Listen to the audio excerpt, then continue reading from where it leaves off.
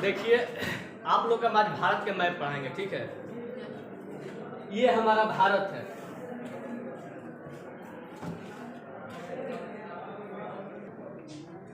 देखिए, ये हमारा भारत है, ठीक है। ये भारत के मैप अगर हम पढ़ाने से पहले हम पूरा पृथ्वी पर भारत की स्थिति को बताना चाहते हैं। पूरा पृथ्वी पर भारत जितना, अगर पूरा पृथ्वी पर जितना भूमि है ना, पूरा भूमि का मात्र 2.47% भारत की भूमि है। भारत का क्षेत्रफल अगर मिला दिया जाए पूरा, तो 32,87,263 वर्ग किलोमीटर है। मान लीजिए कि ये पूरा पृथ्वी हो गया आप लोग का। देखिए, यहाँ तो हम गोल बना दिए हैं, पर पृथ्वी अगर एक्चुअल में माना जाए तो थोड़ा झुकी हुई है। झुकी पृथ्वी अपने अक्ष से 23.5 डिग्री झुकी हुई है। देखिए, पृथ्वी का अगर कोई भी जगह दर्शाने के लिए हम लोग अक्षांश और देशांतर की मतलब मानते हैं। अक्षांश और देशांतर, ये अक्षांश और देशांतर कोई भगवान ने नहीं खींचा है, इंसान मतलब अपने सुविधा के लिए खींचा है, ठीक है। कि अगर मान लीजिए कि यहाँ पे हम लोग छपरा में अगर रहते हैं तो कोई जगह बताना होगा तो हम बता सकते हैं साहेबगंज, भगवान, चाहे कोई भी जगह। पर अगर पूरा इतनी बड़ी पृथ्वी है तो अगर जगह बताना होगा तो हम कैसे इसको लोकेट करेंगे? तो उसको लोकेट करने के लिए हम अक्षांश और देशांतर को मतलब मुहरा बनाते हैं। सपोज इसको मानते हैं ये एक अक्षांश रेखा है, इसको 0 डिग्री अक्षांश बोलते हैं। 0 डिग्री अक्षांश को ही हम लोग विषुवत रेखा बोलते हैं, ठीक है। विषुवत रेखा, इसको विषुवत रेखा बोलेंगे, नहीं तो इसको बोलेंगे हम भूमध्य रेखा। भूमध्य रेखा के ऊपर के हिस्सा को बोलते हैं हम लोग उत्तरी, मतलब उत्तरी गोलार्ध। उत्तरी गोलार्ध ये हो गया उत्तरी ध्रुव। उत्तरी मतलब भूमध्य रेखा के ऊपर के हिस्सा को बोलते हैं हम लोग उत्तरी गोलार्ध।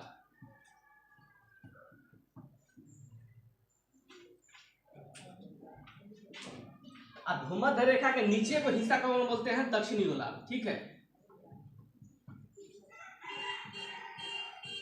समझ में आ रहा है ना?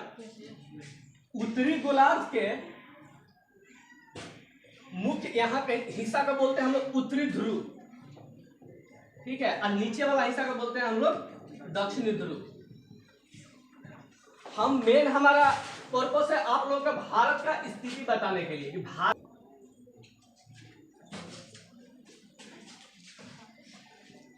देखिए इसको क्या बोलेंगे? विषुवत रेखा या भूमध्य रेखा। विषुवत रेखा या भूमध्य रेखा एक प्रकार का अक्षांश रेखा ही है। इसके पैरेलल रेखा खींचा गया है तो इसको बोला जाता है अक्षांश रेखा। भूमध्य रेखा का पैरेलल रेखा को अक्षांश रेखा बोला जाता है, ठीक है।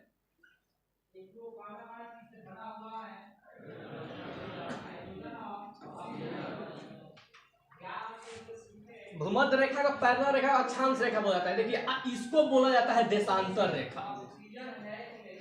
इसको बोला जाता है देशांतर रेखा।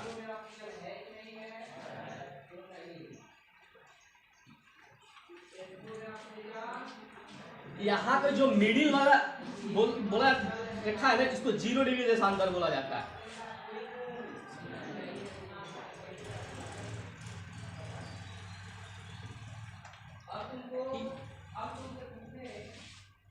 जो आपका दाहिना हाथ हो गया ये पूरब साइड हो गया पूरब, ये हो गया पश्चिम,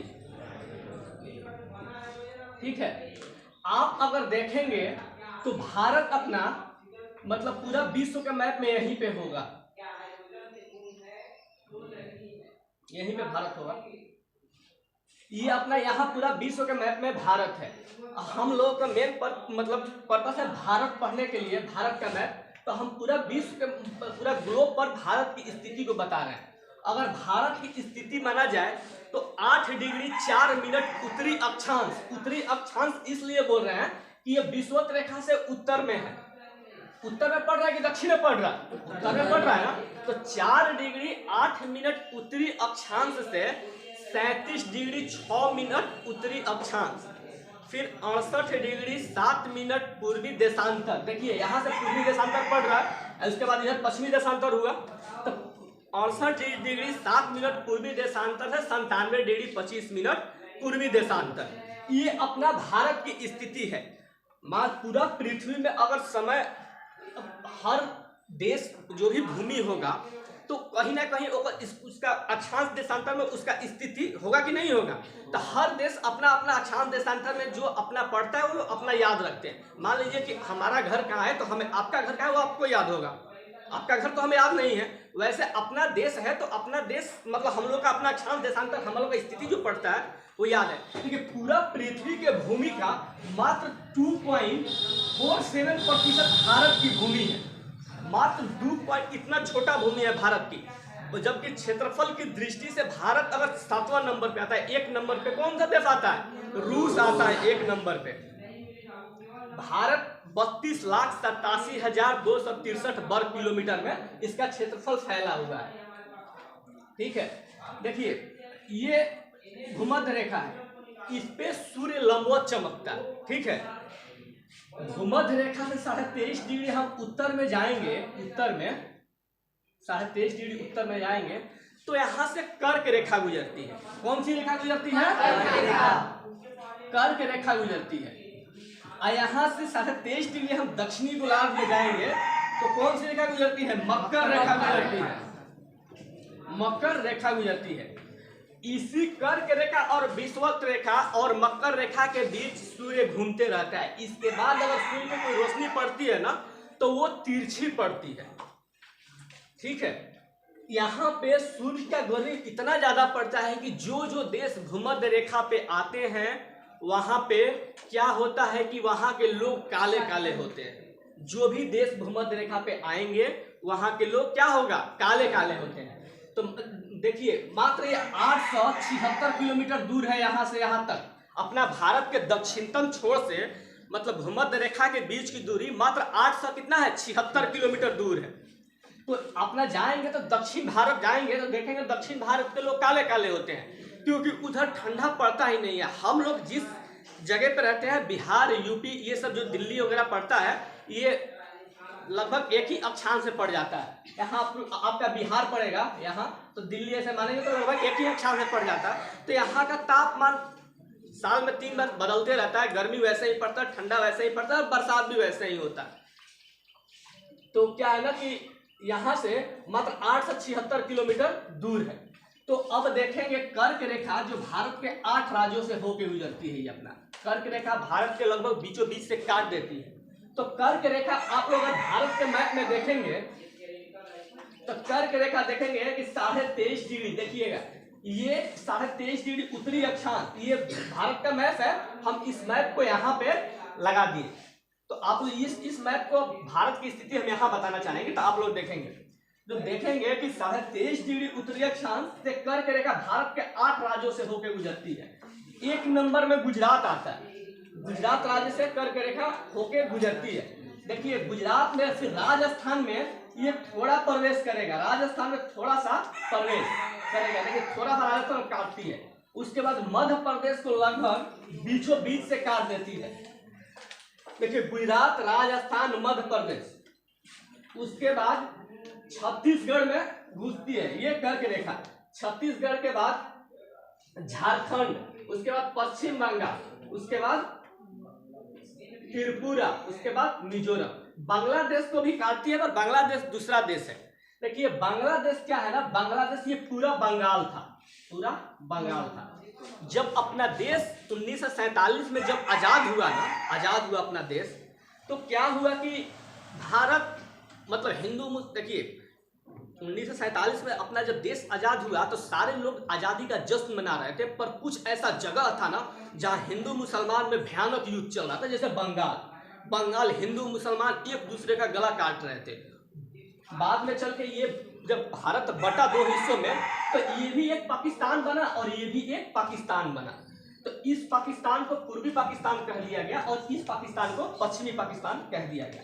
पश्चिमी पाकिस्तान के लोग पूर्वी पाकिस्तान के लोगों को बहुत ज्यादा अत्याचार करते थे, बहुत ज्यादा मतलब घृणा की दृष्टि से देखते थे। तो हमारे देश के प्रधानमंत्री उस समय 1971 में आजादी के बाद इंदिरा गांधी थी, तो ये बोली ना कि आप लोग एक अलग देश क्यों नहीं बन जाते हैं। तो अपने सैनिक कार्रवाई द्वारा बांग्लादेश को 1971 में 16 दिसंबर 1971 को बांग्लादेश को एक अलग देश का दर्जा दे दिया गया। अलग मतलब सैनिक ये सब छोड़ना नहीं चाहता था। आज बोलता है कि पाकिस्तान हमारा है, जम्मू कश्मीर हमारा है, पाकिस्तान बोलता है। जो उसका खुद का था तो वो तो गंवा दिया, अब क्या ये लेगा? समझिए, देखिए पूरा ये बंगाल था, पश्चिम बंगाल, ये पूरा बंगाल था। देखेंगे तो इसके पूरब साइड के हिस्सा को पूरा बंगाल, इसके पश्चिम साइड के हिस्सा को पश्चिम बंगाल बोला जाता है। पर पूरब साइड वाला हिस्सा एक अलग देश बन चुका है जिसको बोला जाता है बांग्लादेश। आज भी पश्चिम साइड वाला जो भारत की कब्जा में है, तो आज भी इस साइड को पश्चिम बंगाल बोला जाता है। एक्चुअल में देखेंगे तो भारत के पूरब साइड में है, अब बोला जाता है पश्चिम बंगाल। इसलिए बोला जाता है कि बंगाल है पूरा, अब बंगाल के पश्चिम में है इसलिए पश्चिम बंगाल बोला जाता है, न कि भारत के पूरब में है तो पश्चिम बंगाल बोला जाता है। देखेंगे कि बंगाल के नीचे की खाड़ी कौन सी खाड़ी? बंगाल की खाड़ी। भारत हिंद महासागर के शीर्ष पे बसा है। भारत के नीचे हिंद महासागर है, भारत के पश्चिम साइड अरब सागर। देखिए यहाँ से यहाँ तक इसको बोला जाता है प्रायद्वीप भारत। प्रायद्वीप इसको बोलेंगे, देखिए द्वीप बोला जाता है चारों तरफ से पानी से घिरा हो और बीच में भूमि हो, उसको क्या बोला जाता है? द्वीप बोला जाता है। पर तीन तरफ से पानी से घिरा हो और एक तरफ से भूमि से घिरा हो, उसको क्या बोलेंगे? प्रायद्वीप बोलेंगे।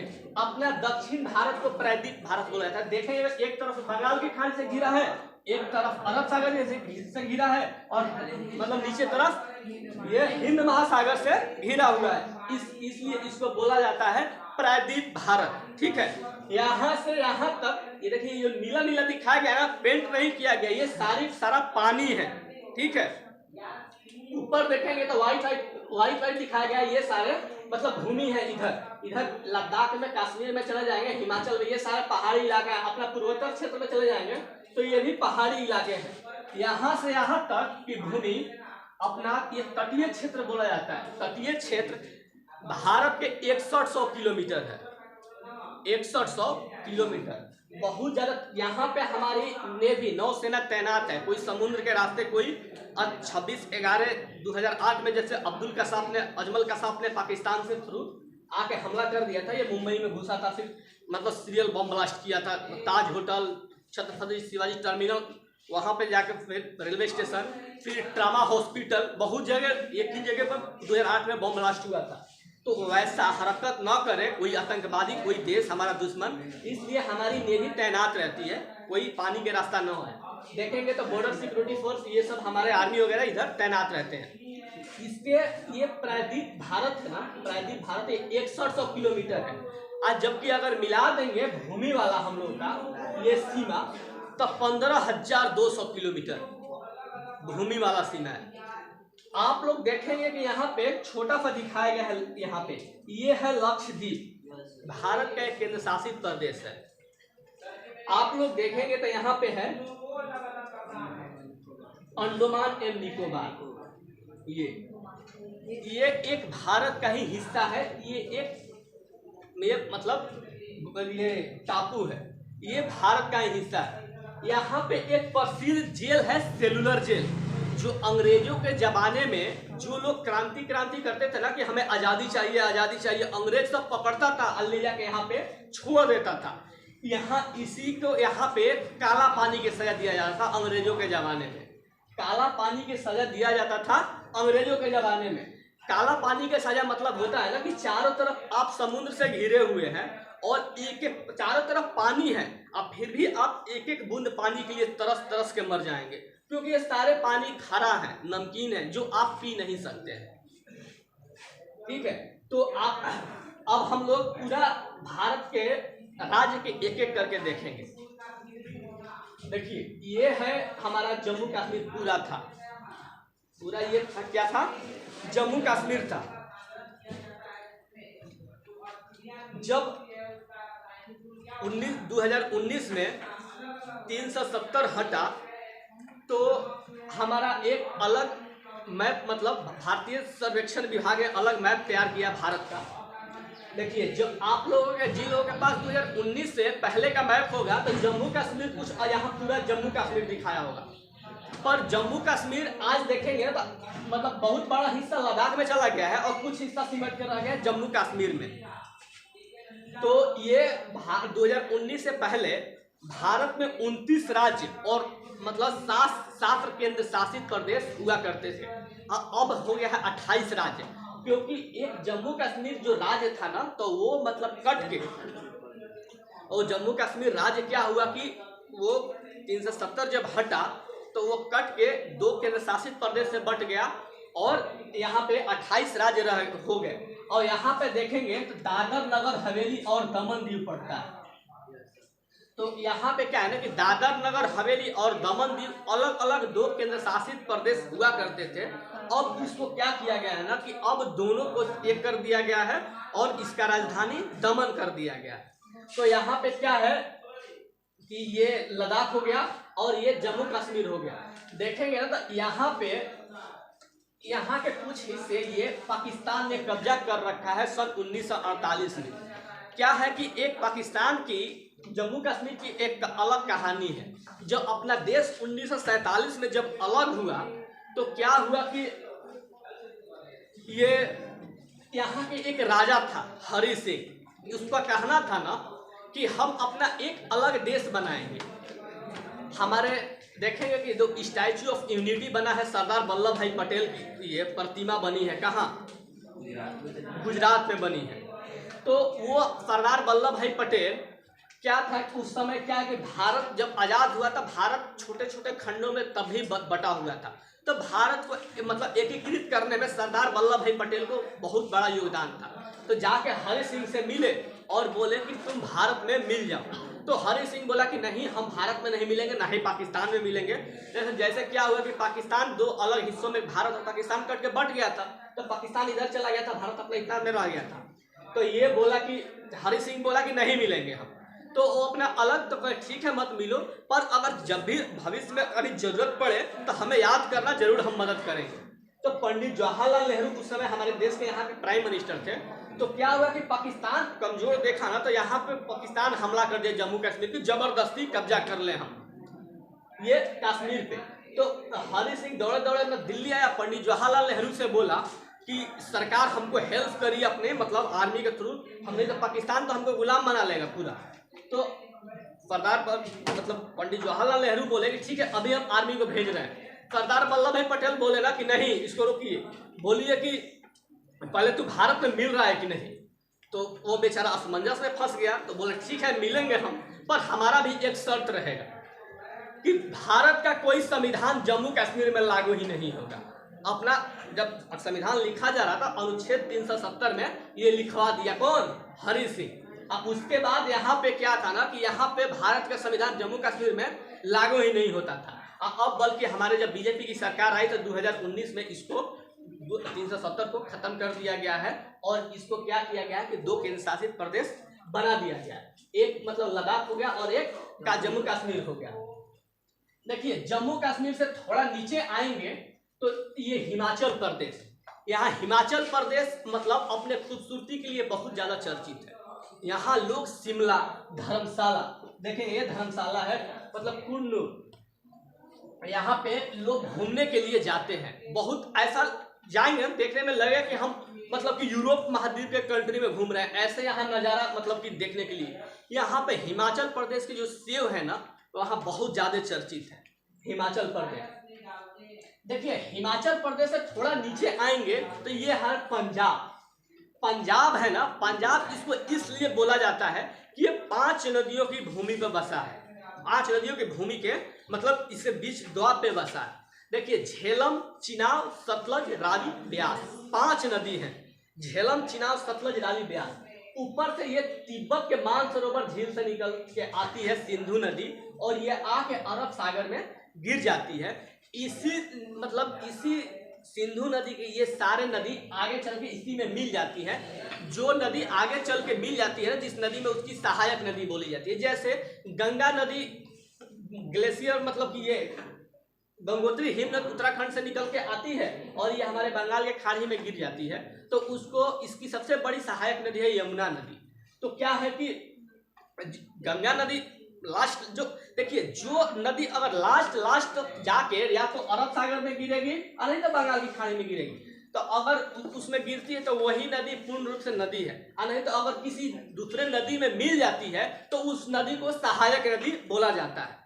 तो ये सारी जो नदियां हैं ना, झेलम, चीना और सतलज, रावी, ब्यास, 5 नदी, तो ये क्या है ना कि ये सारी नदियां कहीं ना कहीं आके सिंधु नदी में मिल जाती है, और सिंधु नदी में मिल जाती है, और सिंधु नदी आके कहाँ गिरती है? अरब सागर में गिर जाती है। ठीक है, अब देखिए ये पंजाब है। अब पंजाब से नीचे आएंगे तो देखेंगे कि ये हरियाणा है। हरियाणा क्या है ना कि दिल्ली से सटा हुआ है। जितना दिल्ली डेवलप नहीं किया गया है ना, तो उतना हरियाणा डेवलप हो गया। हरियाणा में एक जगह पड़ता है गुरुग्राम, ऐसा ऐसा वहाँ इमारत हो गया ना, 60 साल बिल्डिंग, 70 फ्लोर बन चुके हैं इमारत दिल्ली, जबकि वैसा बिल्डिंग आपको दिल्ली में देखने के लिए नहीं मिलेगा।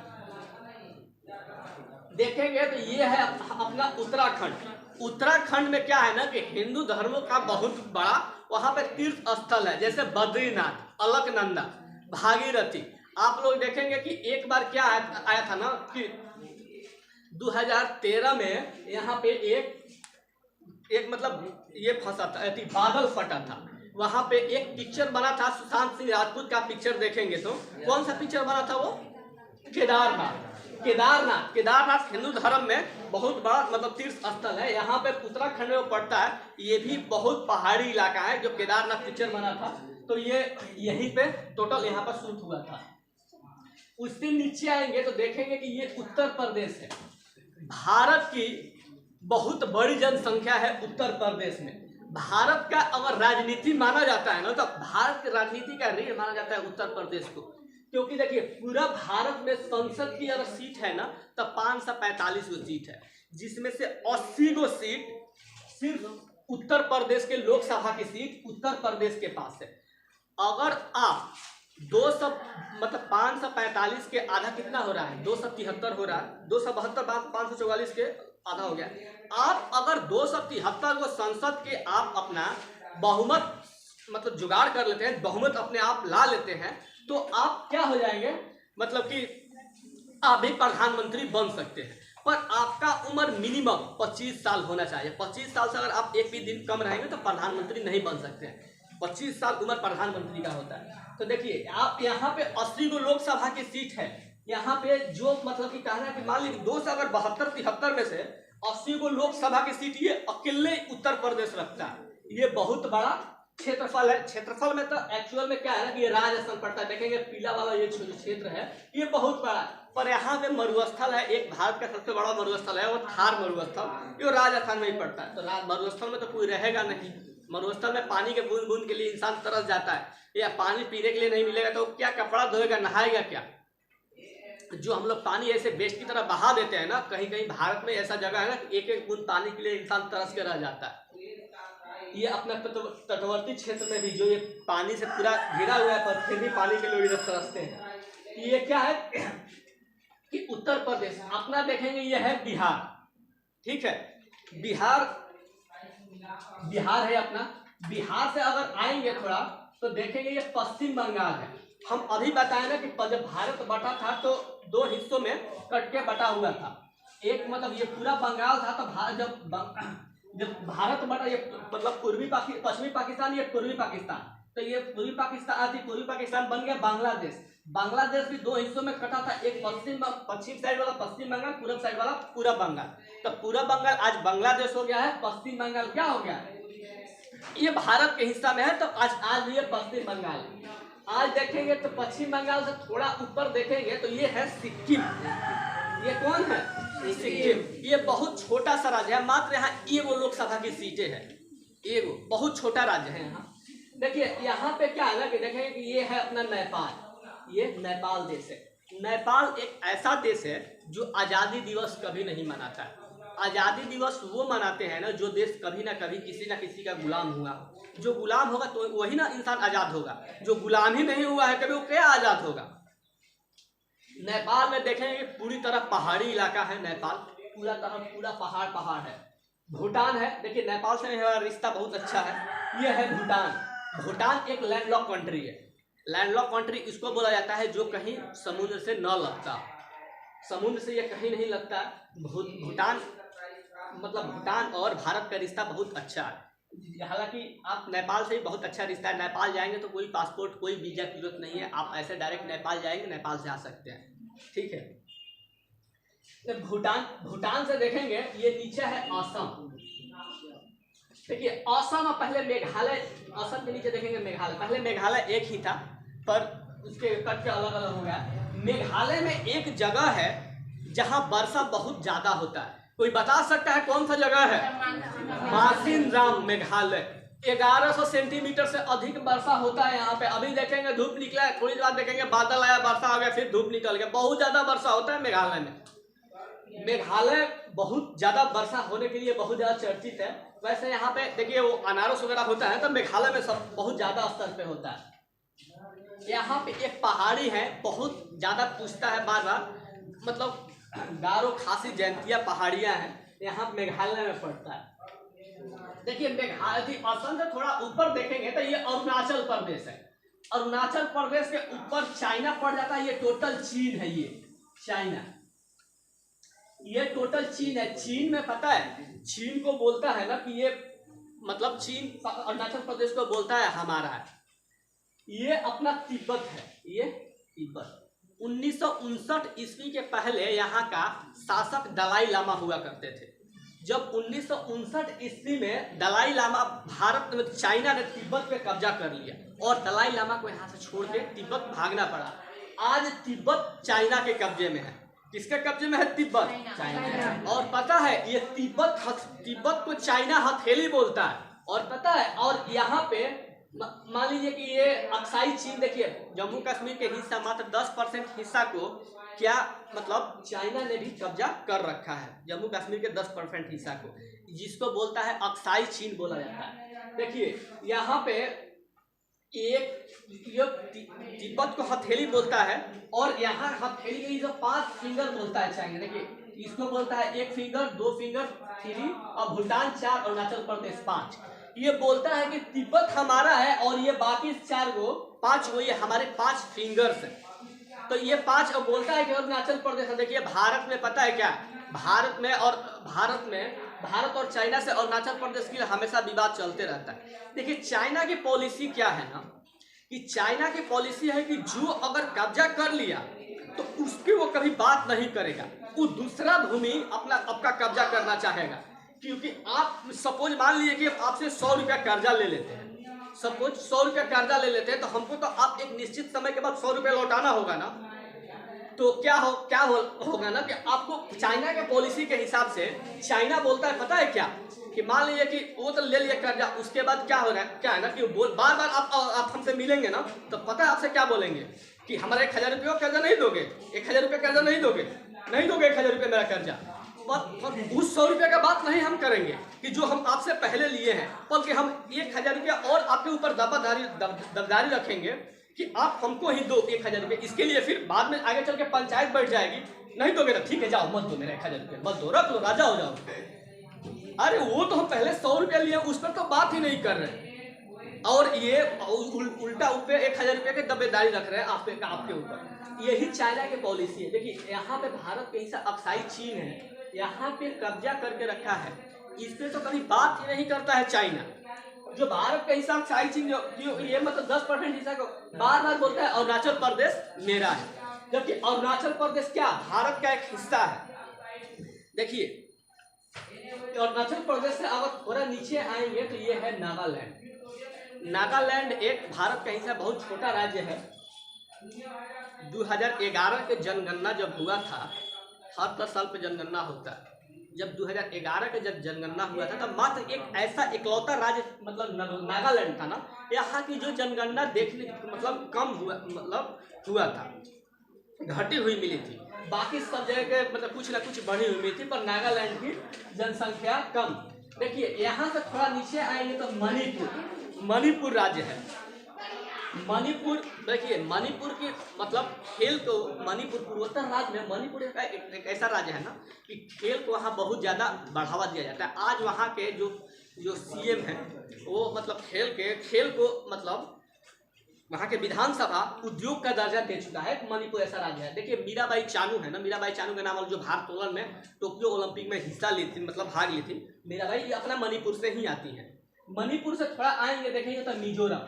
देखिए अपना पूर्वोत्तर राज्य से अगर पूर्व में चले जाएंगे तो ये टोटल पता है कौन सा राज्य पड़ जाता है? ये देश, ये म्यांमार देश पड़ जाता है। ठीक है, मणिपुर से थोड़ा नीचे आएंगे तो ये हो गया मिजोरम। मिजोरम से थोड़ा बगल में देखेंगे तो एक अपना राज्य है त्रिपुरा। ये बहुत छोटा राज्य है जो 3 तरफ से बांग्लादेशों से घिरा हुआ है, जो 3 तरफ से बांग्लादेश से घिरा हुआ, इसलिए इसे त्रिपुरा बोला जाता है। तो आपसे पूछेगा कि भारत का ऐसा कौन सा राज्य है जो 3 तरफ बांग्लादेश से घिरा हुआ है? त्रिपुरा राज्य बांग्लादेश से घिरा हुआ है। देखिए त्रिपुरा, उसके बाद ये नीचे आएंगे तो ये बंगाल की खाड़ी स्टार्ट हो जाता है। देखिए बंगाल के नीचे है इसलिए बंगाल की खाड़ी, फारस के नीचे इसलिए फारस की खाड़ी। फारस का नाम चेंज कर दिया गया, आज कर दिया गया ईरान। लेकिन जो भी फारस के मतलब फारस की खाड़ी के आसपास जो भी देश बसे हैं वहाँ पे मतलब कि आज भी उसको बोला जाता है गल्फ कंट्री। जो भारत से बहुत बड़े स्तर पर गल्फ कंट्री में लोग जॉब करने के लिए जाते हैं, क्योंकि वहाँ पे पेट्रोलियम बहुत ज़्यादा है, बहुत ज़्यादा। ठीक है, गल्फ कंट्री के अंतर्गत 8 देश आते हैं। ठीक है, तो ये देखेंगे ये पश्चिम बंगाल हो गया। देखेंगे पश्चिम बंगाल से तो ये हो गया, तो पश्चिम बंगाल के बाद देखेंगे झारखंड। देखिए ये है ना कि ये है बिहार और ये है झारखंड। बिहार झारखंड का ही हिस्सा था, मतलब झारखंड बिहार का हिस्सा था। सन 15 नवंबर, देखिए नवंबर सन 2000 में 3 स्टेट कट के अलग हो गया। देखिए मतलब मध्य प्रदेश से उड़ीसा कटा 1 नवंबर सन 2000 को, 9 नवंबर सन 2000 को उत्तराखंड और ये उत्तर प्रदेश कटा। अब 15 नवंबर सन 2000 को झारखंड। एक ही 15 दिन के, एक ही मतलब सन में 15 दिन के अंदर में 3 स्टेट कट के 2 अलग अलग हिस्सों में बंट गया। एक हुआ ये झारखंड और बिहार झारखंड, उत्तर प्रदेश उत्तराखंड और मतलब छत्तीसगढ़ मध्य प्रदेश, 3 अलग अलग हिस्सों में बंट गया। आज क्या है ना कि आज देखिए 15 नवंबर, आज भारत में क्या है कि 28 राज्य हो गए हैं। देखिए अगर झारखंड से नीचे आएंगे तो एक उड़ीसा है। उड़ीसा देखेंगे तो उड़ीसा में एक है मतलब अब्दुल कलाम द्वीप। यहाँ से क्या है ना कि भारत एक परमाणु परीक्षण करते रहता है। पहले इसका नाम व्हीलर द्वीप था, अब उसका नाम चेंज करके अब्दुल कलाम द्वीप रख दिया गया। देखिए ये है ना अपना, तो इस तट को बोला जाता है पूर्वोत्तर तट। इस तट को बोला जाता है कोरोमंडल तट, पूर्वोत्तर तट। देखिए पूर्वोत्तर तट से ज्यादा अगर डेवलप माना है तो अपना पश्चिम वाला तट है। पश्चिम वाले तट में बहुत ज्यादा, पश्चिम वाले तट को 3 हिस्सों में बांट दिया गया है। मतलब यहाँ से गुजरात से गोवा तक के तट को कोंकण तट, गोवा तट से कर्नाटक तक के तट को केंद्र तट, कर्नाटक से मतलब केरल तक के तट को बोला जाता है मतलब मालाबार तट। इसको 3 हिस्सों में, पश्चिमी तट को पूर्वी तट के हिस्सा टोटल तो कौन सा तट बोला जाता है? कोरोमंडल तट। ठीक है, यहाँ पे क्या है ना कि मुंबई में एक बहुत बड़ा बंदरगाह पड़ता है। बंदरगाह आप लोग बताए थे, जहाँ बड़ी बड़ी शिप लगती है उसको बोला जाता है बंदरगाह। यहाँ पे क्या है ना अपना मतलब सामान लोड करके, अगर कुछ भी लोड करके अगर विदेश में भेजना हो तो मान लीजिए कि इंसान एक जाता है तो इंसान हवाई जहाज से मान लीजिए कुछ भेजना हो खाने पीने वाला सामान, तो टन का टन लाद के थोड़ी उतना उड़ा के ले जाएगा, कितना फ्यूल खर्चा हो जाएगा, उतना वेटेड सामान ले जाएगा। इसलिए वो सब पानी के रास्ते, शिप के रास्ते भेजा जाता है। तो यहाँ पे बहुत बड़ा बंदरगाह है, मुंबई में पड़ता है, जवाहरलाल नेहरू बंदरगाह। यहाँ पे क्या है ना कि गुजरात में कंडला बंदरगाह पड़ता है। यहाँ पर देखेंगे तो ये पाकिस्तान है, तो यहाँ पे देखेंगे कराची बंदरगाह पड़ता है। फिर एक ग्वादर बंदरगाह पड़ता है पाकिस्तान में। तो यहाँ पे देखें, यहाँ पे ये अपना मतलब तटीय भारत हो गया, मतलब तटीय भारत। यहाँ पे क्या है ना, तटीय भारत बहुत ज़्यादा डेवलप है, क्योंकि ये कहीं ना कहीं फॉरेन कंट्री से ये एक दूसरे से अटैच में है। कोई भी अगर कुछ भी सामान भेजना हो,